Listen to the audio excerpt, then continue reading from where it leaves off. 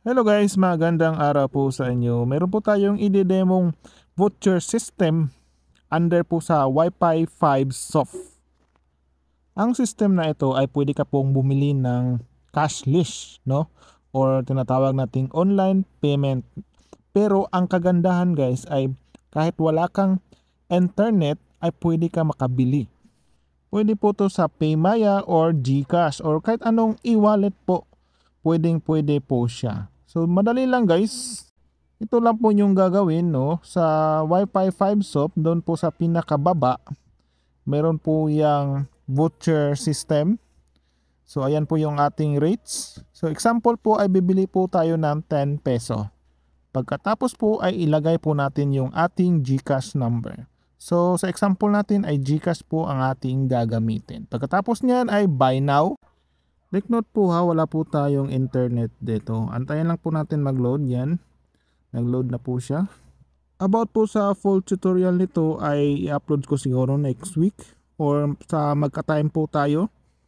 No? So pwede naman po kayo magtanong. Comment lang po kayo sa comment section. So ayan na po yung ating portal for e-wallets. Pwede ka pong mag-GCash, Paymaya, GrabPay or ShopeePay. No? So pili lang po kayo dyan. So sa atin ay GCash. Antayin lang po natin mag-connect. So legit po ito guys ha. Payments.gcash.com po yung ating link. So type po natin yung ating number dito. Antayin po natin yung OTP. So kapag may OTP na, type nyo lang po dyan.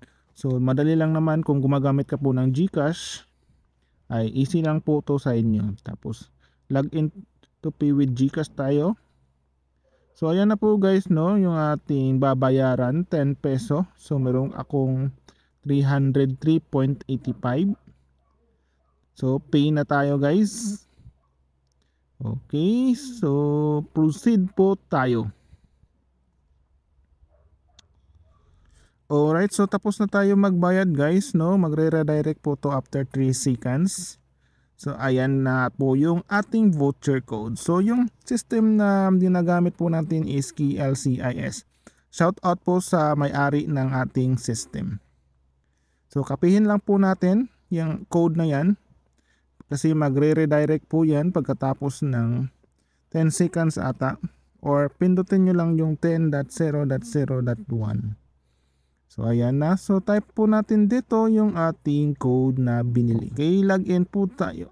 Okay po, so ayan na, meron po tayong internet na. So equivalent po ng ating 10 peso is 3 hours. So hanggang dito na lang muna guys, no. So ang ating full tutorial nito ay abangan na lang po sa susunod. Marami pong salamat sa inyong panunood.